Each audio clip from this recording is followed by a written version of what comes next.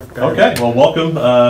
We're here with Fred Keller, our congressman from the 12th Congressional District. Welcome, and what's it been like? It's been a kind of a wacky few months. Well, you know, every time you hear it's a unique time in history, and of course, in a democracy, in a republic like we have, you know, everything is every time has its moments, and you know, I know that we will move on. We will be successful because we are united in a common goal, and that's the beliefs that we have as Americans. And it's been great. To answer the question, it's been great. Yeah. People are outstanding, and you know, you get to travel across Pennsylvania's 12th congressional district, and I know you know, working in Harrisburg and running a business. You know, I know Joanne meets a lot of great people, and all the people here in the community advisory board meet a lot of outstanding people, and that's what makes it really worth doing. Okay, so I know you've now. How long have you been back in the area since? When did the Congress shut down? Well, we were this week is a district work week. We were back in after the first of the year. We were back in a little bit in January. And normally the way it works is it's about 3 weeks out of the month we're have session, which either starts on Monday or Tuesday and then runs 4 days. And when session is over, you know, I come back and am able to spend the rest of the part of the week in Pennsylvania's 12th congressional district, visiting with people, talking about the issues, seeing how we can advocate in Washington for the people of PA 12. Okay, tell us a little bit. Have you watched any of the impeachment hearing? I was in a lot of it, you know, down in the Right. when it was over in the House, the hearing in the Senate. I've been able to catch some of the stuff that happens later in the day live, and then the stuff that happens earlier on in the day when we're having meetings and working with constituents. Have had to catch some of I'll say the rerun reel of that. Right. I don't know that there's been a whole lot that's been new that hasn't been brought out in the House side of the whole. You know, I'm not a big believer in polls, neither are you, but there seems to be some instances where I've seen that even some Republicans would be interested in seeing some of the documents that have been not been provided, and some of the witnesses that might be called if given the opportunity. Do you feel that either of those two things should happen? You know, again, the Senate's ultimately going to make the decision on that. They're the ones that are sitting there. They're the ones that are going to vote on that. You know, you can say that there's some Republicans that want to see that. There's probably some Democrats on the other side that just want to put this behind them and move on, because they're probably going to see the same thing that some Republicans see. So to really, you know, make a statement of whether or not there will be additional witnesses or evidence entered into the thing, I think both sides will make a case that if we're going to have it, it should include certain people. And I think that no matter who you talk to, one side or the other is going to have a problem with the witnesses the others want to call. At the end of the day, when you look at the evidence that we know, you know, before us with the transcript of the call, you know, nothing showing up in that, with the fact that, you know, President Zelensky said there was no pressure, and they're the ones that's the one that everybody's saying the president apparently pressured, and he himself said there was no pressure. The fact that the aid, you know, they didn't know it was being withheld, and then it was released without anything being done. And I think the important thing to keep in mind is there's the National Defense Authorization Act, which has been voted on by Republicans and Democrats. And it requires the president, before giving U.S. money, which is funded by the people of the United States, to foreign governments, he is to look into corruption. So, you know, so there's a whole bunch of you know, things. But ultimately, the Senate's going to make their decision, you know, as the House did, which moved it over to the Senate, and that's going to be what it is. The phone call, the so-called perfect phone call, the phrase "would like us to do us a favor." I mean, does that give you pause at all? Well, again, you got to look at the whole thing that's happened. Again, do us a favor. We're the United States of America, and if we're going to hand money to a foreign government, you know, I think the president was talking about corruption in Ukraine, which has been known to be a corrupt country for a long time. And you have a president that ran on reform, ran on rooting out this corruption. So, you know, if the president is talking about making sure that he's going to root out the corruption before he gives U.S. tax dollars over to them, I think it would be, do us a favor, make sure you're not going to be a corrupt nation before we give you some of the United States citizens' hard-earned money.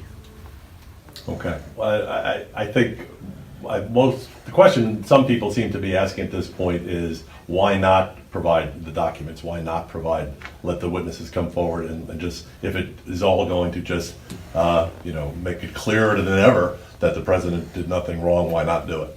Well, if that's the case, then why didn't the House do its job?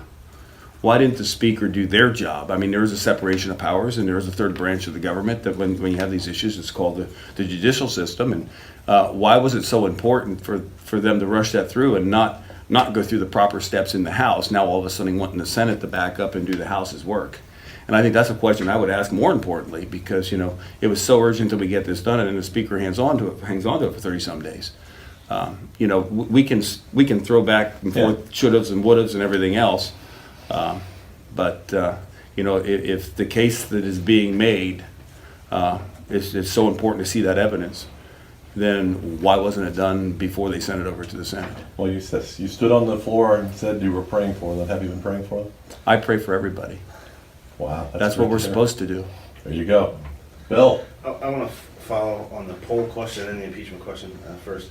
We have a poll online right now on our website asking people in the ballot, are they watching the impeachment trial? Almost 72% say they're not watching it at all. I mean, is that troubling for you that as important as this is, that no one is sort of tuning in? Well, I think the fact, and the reason, what's troubling is, and I'll say this, and probably the reason people are not tuning in, is because for a couple years we heard the impeachment manager, Adam Schiff, say he had evidence of Russian collusion beyond a reasonable doubt, and that turned out to be false. Okay? Then he goes and reads a statement as the chairman of the Intelligence Committee to the American people that turns out not to be true. And there's been so many things that have been said that have been not factual by the impeachment managers. And I think that people are just look at it as, they don't want to hear people that aren't going to be honest and forth with them. And they're, I'm more disappointed in people that have done things like that than I am with the fact that people aren't engaged in it. And I think the reason they're not engaged is because they've seen too much of that going on. I'm going to completely shift gears then to Iran. You supported the president in the strike on Iran. You called his response measured and said that America is safer, as a lot of Democrats and Republicans both did. Democrats, like I said, supported it, but some were a little upset that the group didn't get the advance notice that has been historically the process. Do you think the president, not this president, every president, should notify those people in advance? Well, I would think there are probably times when other presidents didn't notify other people in advance. I mean, when we got Osama bin Laden and some things that President Obama did, it certainly wouldn't have criticized him having to make a decision to take out a person that has inflicted terror and killed so many American lives. You have to make a split decision. The president followed what he was supposed to do, and within the time frame, notified Congress. And again, when you have the military advisors, which everybody's saying the president should listen to, they call him up and said, "This is the window of opportunity we have," and he did that. So again, I didn't criticize President Obama with some of the things that happened under his administration making executive decisions when it benefited the security of America, and I'm certainly not going to do it to any other president. The president said he was concerned about, I guess, top-level Democrats leaking information in advance. I mean, do you think that's a legitimate concern, that because this is a person Democrats wanted to see out of the way as well? Well, I'm going to say, yeah, I have a concern with that, because let's just look back to the things that happened with the chairman of the Intelligence Committee, because he would have wanted the people to know. There's been so much information leaked and passed around. I mean, anybody that has witnessed that should have concerns that that the skiff leaked like a sieve with information that people wanted to get out to the press. So, another quick pivot here to fiscal responsibility. Just last week, you signed the bipartisan bill. I'm going to try to understand this because a lot of this CBO stuff's over my head. But basically, you want on the front end to understand the debt service cost. Yes. So we can understand the complete impact of the debt on us.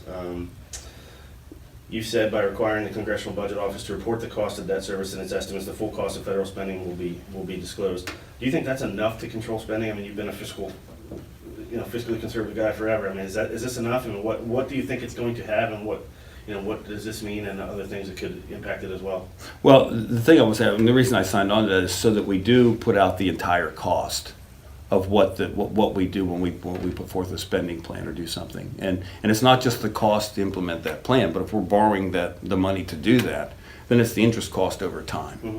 And I think it's so important that we include that because that's the true cost.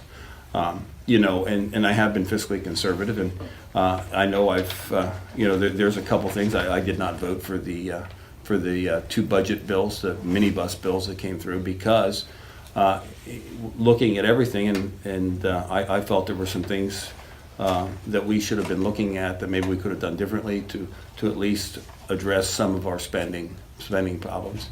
Again, I'm not going to fault the president for signing that because I think that's the best deal he was going to get in view of the makeup of the Congress. As a fiscal conservative, I think the CBO estimate was $928 billion over 10 years, just on debt service alone. Mm-hmm. How does someone with your mindset reconcile that in your head? Well, and I'll go to what I was looking at. We're looking at debt service now, and if we don't do anything differently, the Congressional Budget Office by the year I think it's 2024 says we will be spending more just on interest payments than we do on defense, and we spend about $730 billion on defense. And that is the reason why we need to really look at how the programs we have, how effective they are, and how we make sure that their intended use is getting to the public as efficiently as possible. I gotta hop in on that now. And people on both sides of the aisle have said over the course of many, many years that if you're going to do anything about the deficit, you really can't not look at entitlements. People have said that over and over. I think Michael Bloomberg said that back in the early 2000 decade. But President Trump most recently said that it was something they would look at. Well, let me talk about two different things. First of all, I'm not going to call Social Security an entitlement because you paid for it, Right. and so did your employer. Okay, that's something you paid for, you earned. And now let's look at different things that people that may be saying this are fighting the administration on. Okay, and here's a rule that came out from the USDA, and I'll use it as the example, that said that there are individuals that are between 18 and 49 with zero dependents. That, in other words, to remain getting those SNAP benefits had to do one of three things. They had to be enrolled in a job training program, volunteer, or have a job 80 hours a month. I don't think that's unreasonable. And that comes out, and the administration gets a ton of backlash. And I did too because I supported it. But here's the point, I don't think that's unreasonable. And it's people that are capable, 18 to 49, that are capable of working. Simply expecting them to contribute to our communities. And until we're really willing, if you look, and those are some of the kind of things I think, because there's a lot of people that are working every day, and Joey, you probably know this, that are going to work every day and can't afford things, and it's the people that are taking this that maybe could work and are not working that are taking from those other people. All right, but I was really referring to, it seemed like there was an indication that there might be some idea of looking at Medicare, for example. Is that something that should be looked at all? Well, again, there's a difference between Medicare and Medicaid. I know. Okay, and Medicare, of course, is again a thing that, and if you work and you have your paycheck, you look at it, you're paying into that Right. over time. Medicaid is a totally different thing, and again, I don't think we're looking at saying how do we cut these programs, but how do we deliver the services to the people that need them more effectively, more efficiently, and do better that way. It's not necessarily cutting the people that are getting the services and people not getting the services they need, but it's how we deliver those services. I think that we really need to look at. Go ahead. Yeah, so I have two questions relative to the SNAP comments. One is that I think one of the great challenges of putting that mandate and requirement in, because I have to say it's not that I'm unsupportive of that. I think it's at its basis, I think it's a good idea. But one of the challenges we see locally is places like the county assistance office or housing developments not having the services or the funding they need to be able to police that.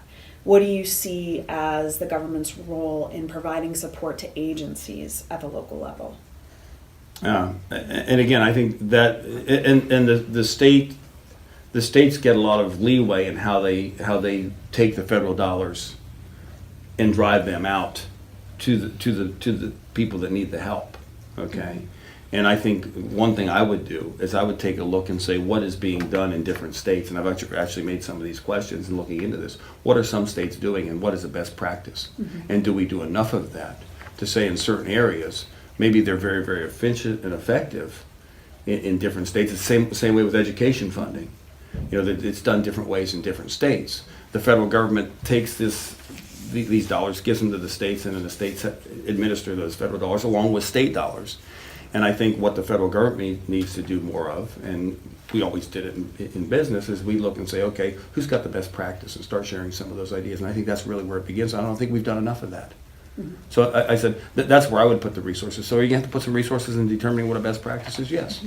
And I think that's really what we need to do and what we need to look at. The other piece of that is, and I think we hear these statistics all the time locally, workforce statistics. You know, Bob Garrett at the Chamber will say, for every 10 jobs, we have one applicant here. We really are and have been on the brink of a workforce crisis. A lot of people will blame video games for that, particularly the declining, as it relates to the declining participation of young white males in the workforce. I say, because I see it every day and I know that the statistics are, it has to do with behavioral health. There are, and I gave you a copy of our youth mental health report, and so I don't know what the statistics are with adults, but I can tell you that more than 40% of kids in our area have reported feeling sad or depressed most days in the last 12 months. These are adolescents, teenagers. 1 in 5 have reported contemplating suicide, and 1 in 10 have actually attempted it. And only 2% have gotten medical intervention. So 2% of the overall population we know about. It's all of those other teenagers who become these young adults that aren't participating in the workforce, aren't engaging in the community. What do we do about that? Are those conversations happening as it relates to Medicaid, as it relates to the workforce in DC? In fact, we've had several committee hearings in children or in education and labor. And the first thing I would like to say is, we also need to start with education early on and how we work with our children and making sure that they understand at an early age that if they feel sad or they feel this way, how they handle that and how we can educate kids to do that. So I think there's a couple things. Yes, we have a crisis with people that are contemplating suicide, not just, and again, that's with veterans, that's with many different groups. And I think the key to looking at what we do there is how do we take care of the problem right now, but then going forward, how do we educate our kids that if they're having an issue, how do they know how to handle that? Where do they know to need to go for the help? And how do we deliver that care? So yeah, discussions are ongoing with how we make sure that happens. And part of that, like I said, when you talk about adolescence, and that's the building blocks. I mean, when we look at education, we look at how our kids are educated to handle different feelings, different situations that may arise through their childhood and later on in life. Fred Scheller. We'll switch to broadband, Fred. You co-sponsored on the broadband expansion bills, HR 4227 and 4229, for those that are watching aren't familiar. 4229, Broadband Data Act, would help the Federal Communications Commission better determine where rural broadband is needed by collecting granular data on service availability, putting strict parameters on how and what data is collected, and providing a mechanism to challenge coverage area maps created by the FCC. 4227, the MAPS Act, makes it unlawful to knowingly, willingly, or intentionally submit inaccurate broadband service coverage data. Now, we know that that's a problem around here, broadband, and most businesses, including hospitals, universities, for us to grow in this area, we need better broadband. what would these laws do for us? Well, and again, it looks at some of the mapping because there was broadband internet access included in the American Recovery and Reinvestment Act in 2009, but it wasn't defined very well. And if a place could be served, sometimes that was counted as served. Or if it had X amount of access, not maybe a percentage of homes, but so many number of access points, then it was could be considered covered. So it sort of cleans up some of that, and it also holds accountable anybody that's developing a map, whether it's through a telecommunications company or a service provider, to make sure their maps are accurate and actually put some teeth in the fact that to hold them accountable to do that. And importantly, with this, we actually toured Triam, which does a lot of stuff with fiber, and they're working on things. And Tri-County Rural Electric, up in headquartered out of Tioga County, but they cover Tioga, Potter, and part of Bradford counties.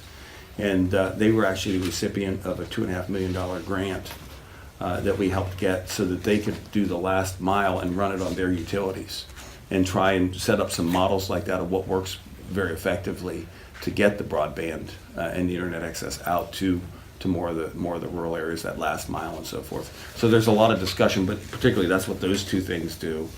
And then going forward, we're looking at how do we invest and have an effective use of dollars going forward. And I think the fact that they're partnering with a rural electric company to deliver that service might be one of those models. Well, as a relative newcomer in Washington, and being from a rural area, how do you get your newcomers, your colleagues to buy into this and potentially spend millions or billions of dollars in rural areas? Well, as a newcomer, again, we got $2.5 million in Tioga County, so I felt pretty good about that. But I think it's a matter of making the case. And it's a matter of, again, and not doing it with a lot of emotion, but to do it with compassion and facts and being able to make that case to my colleagues of how important this is.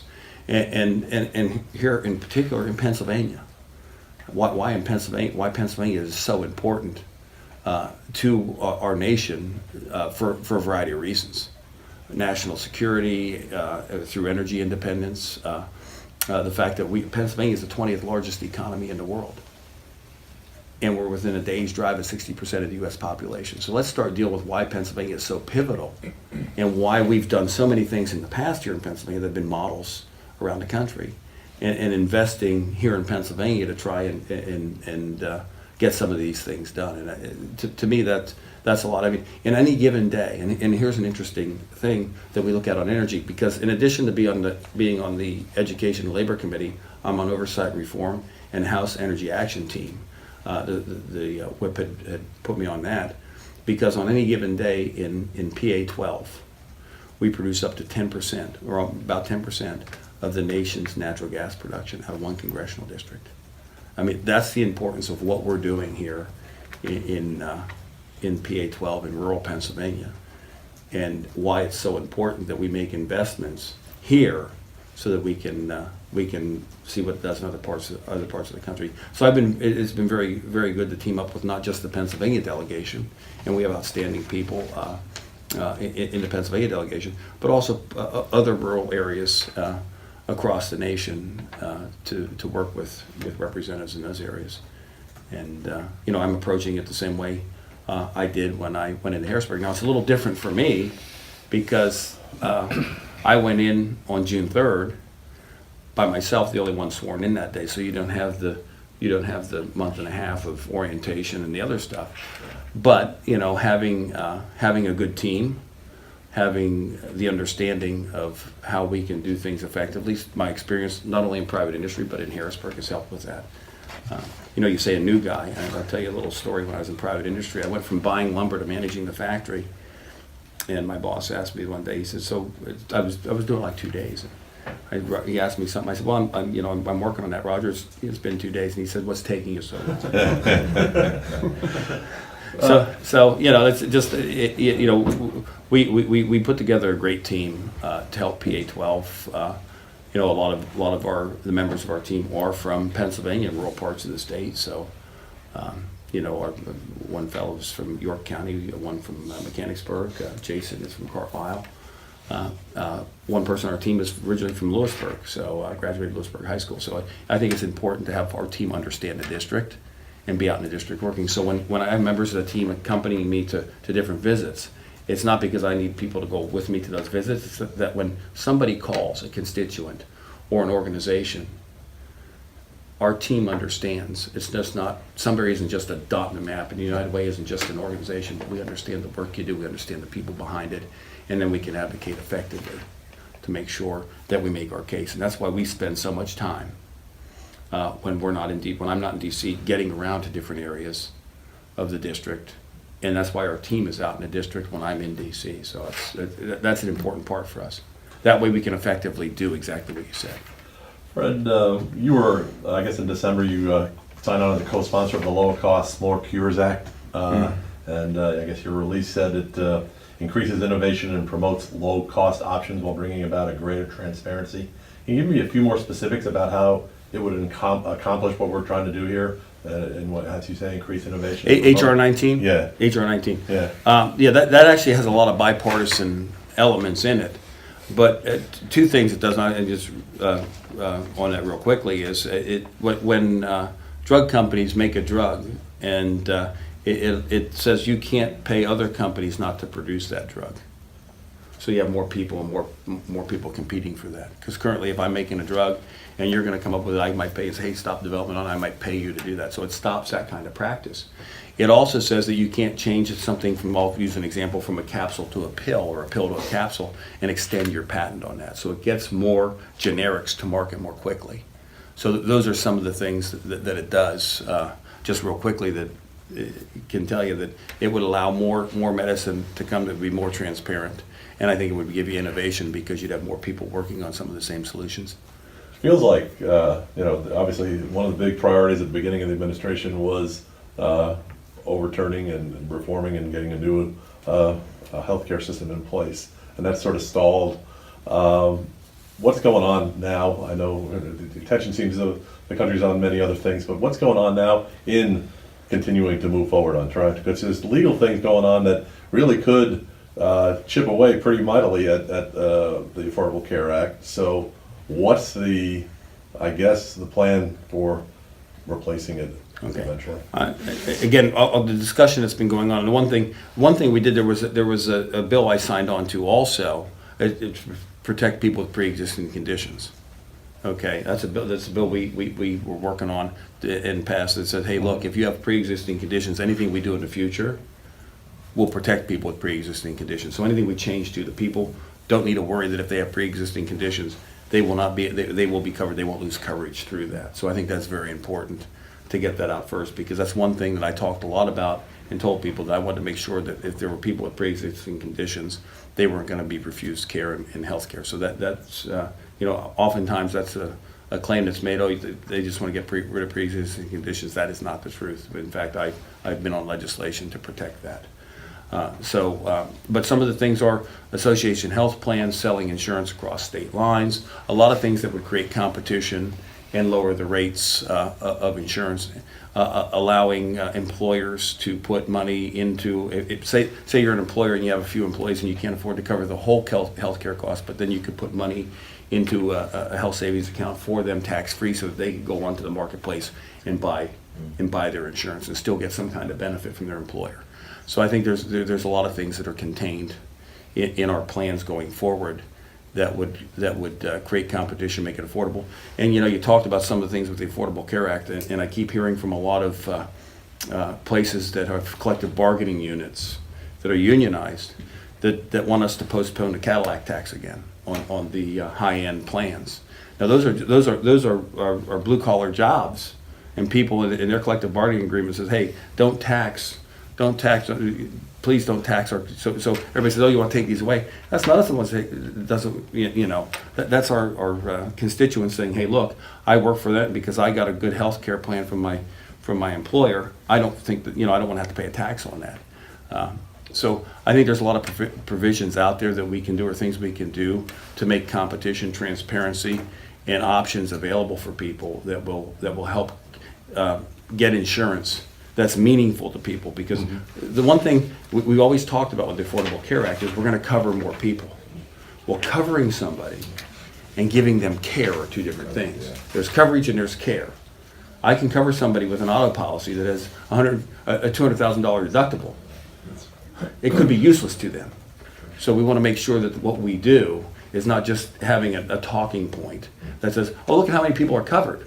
Oh, okay. How many people are actually able to access care through that coverage? And I think that's really how we need to define what we're talking about. We wanted to touch on the United States-Mexico-Canada trade agreement. You've offered your support for that. You said it's a huge win for farmers and workers in Pennsylvania. What are your constituents saying as you cross the district, and what are you hearing back from people, workers, farmers?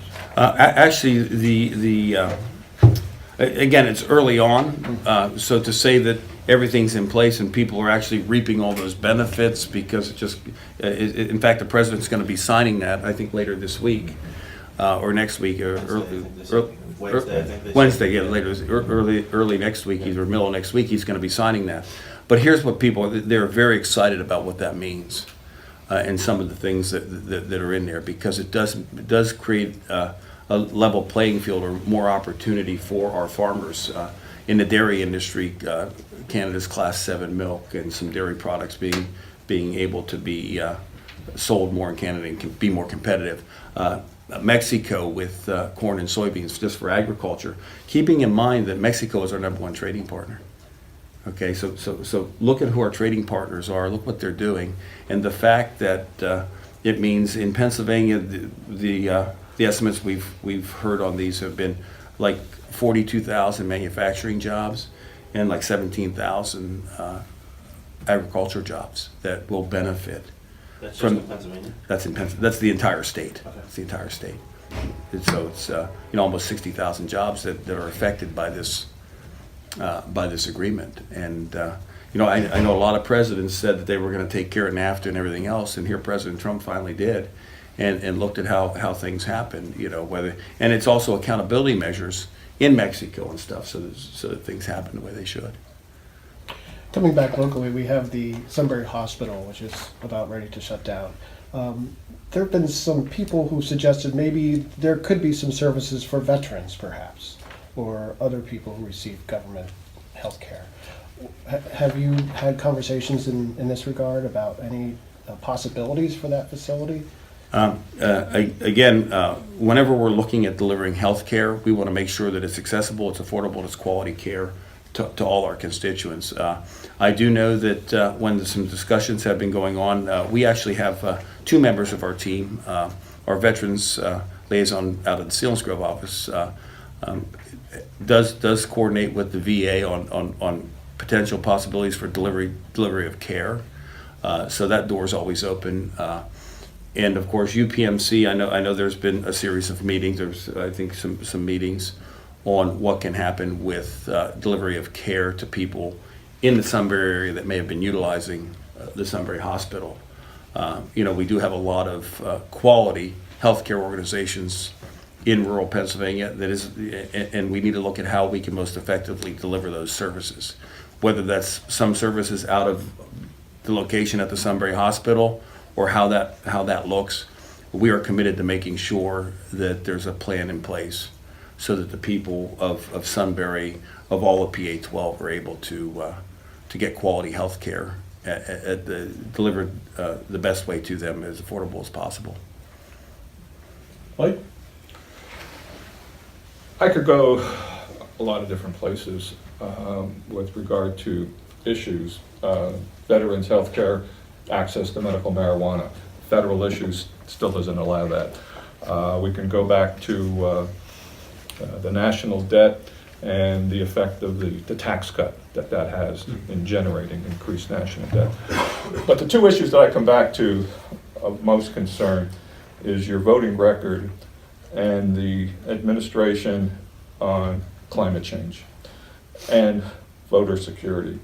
If we don't start addressing climate change, and I think if you don't start addressing and taking a more proactive perspective on our environment and some legislation that you have voted against, that's part of economic development. And I keep bringing that up for many years, whether it's hunting, whether it's fishing, whether it's tourism, that is important. And we need to start looking at that. And our president spending less time attacking Greta Thunberg. I admire that girl for doing what she's doing, and we need to have some progressive voices and people speaking up for the environment. And I see that, and I don't see that, and that's very concerning. And also with regard to our voter security right now. We're 2020 election, and there's so much noise out there that it's concerning. Those two issues are my main concerning issues at this point in time. Okay. And I think all of us are concerned about voter security and what we do to make sure that our elections are secure. And I know the president gets a lot of heat on this, but let's keep in mind any influence in the 2016 election happened on Barack Obama's watch.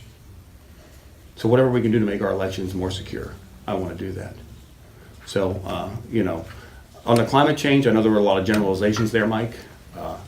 I will say that through the development of natural gas, conversion to our gas from coal to natural gas, we've seen reduce in emissions, and we've seen that better. We've actually been lowering our emissions in the United States more than a lot of other countries. And I think it's time that we as the United States start asking those countries to do their part in lowering emissions. But is that enough?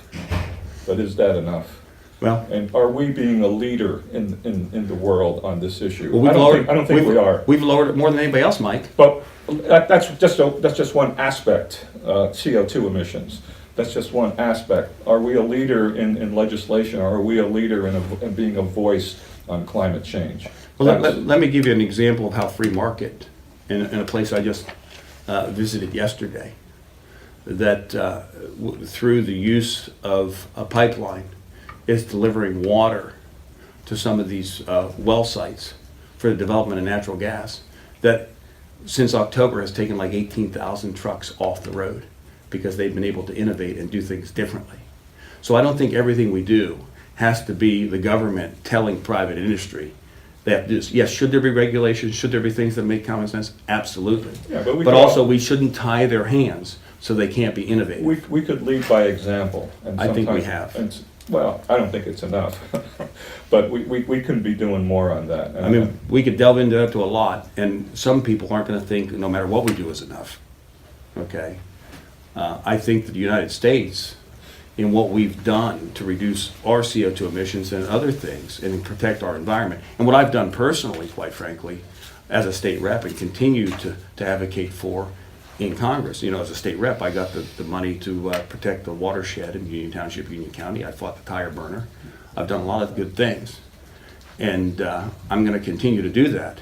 But I'm not going to do it from the heavy hand of the government that says we have to get into every aspect. I am going to allow some people with responsible regulation to innovate and do like that company did up in Wyoming County and reduce emissions by delivering stuff to work sites and taking trucks off the road. Actually, I put that out there on my social media, and a critic says, look at this guy's taking away trucking jobs. So, Mike, I can't seem to win. I applaud somebody who's doing something, and then somebody bangs on me for that. It didn't take away trucking jobs, by the way. We're having trouble finding truckers. And actually, they're opening a CDL class, at some expanding to open CDL classes at some of these higher education institutes. So anyhow, I just want to say I will, and I am committed to do the same thing I did when I was in Harrisburg. Common sense regulation that doesn't disadvantage the United States, but moves us forward. I continue to support. Mark? Yeah, just seeing the hostility and the lack of unity that we're seeing throughout our country, so much divisiveness and things, going forward in this 2020 election, my concern once again is just the lack of unity and healing that needs to happen. What's just some ways that you're going to pursue that this year? Just trying to bring your district and your people kind of together to feel like we're on the same team. Well, I think the first thing we need to do as leaders is not talk about how we're different, but talk about how we're the same and our common goals that we have. One is, first and foremost, we're all Americans. We all treasure that freedom and the principles upon which our republic was built, our founding documents. So let's stop trying to divide us into different groups, and let's lead and let's not. And I know the president always gets accused of being the divisive one and calling people names, but they tend to forget that he was called illegitimate and an imposter, one by the Speaker, one by former Secretary of State Clinton. So I think there's enough blame to go around for everybody.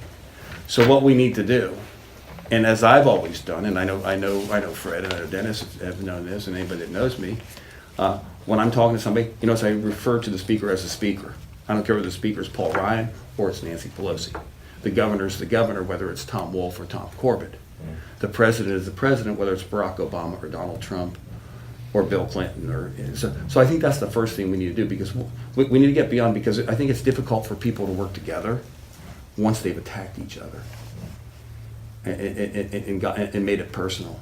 And this is the thing that I always used to talk to about kids, and it happens in Harrisburg and DC alike. Our discussion isn't to you, the person, it's through the Speaker, so that you focus and try and focus on that issue and resolve that issue. And again, we had an issue where the Speaker actually said something about the President on the House floor that she shouldn't have this past session, and we did a vote, and everybody lined up behind the Speaker on her side of the aisle and didn't hold her accountable. Those things are dangerous. So my point is, the first thing we need to do is we need to make sure that we're treating everybody with respect, no matter who they are. And let's start talking about what unites us and work on those problems together. That to me, I think, is the biggest thing. And that would be good if that could start at the White House. But Mike, when you have somebody banging on you as much as the President has gotten banged on, sooner or later you fight back. It's been over 16,000 lies and misrepresentations.